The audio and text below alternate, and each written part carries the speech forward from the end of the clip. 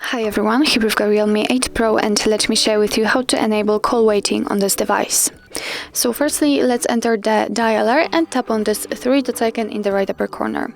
Now we have to enter the settings, so let's tap on it and tap on calling accounts.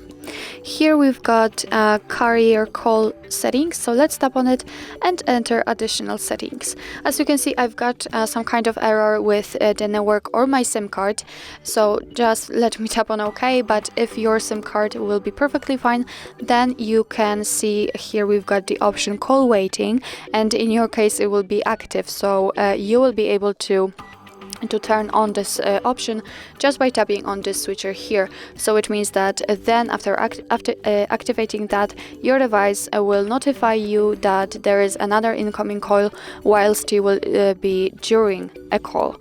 So actually that's all. This is how to enable call waiting in your Realme 8 Pro. Thank you so much for watching. I hope that this video was helpful, and if it was, please hit the subscribe button and leave the thumbs up.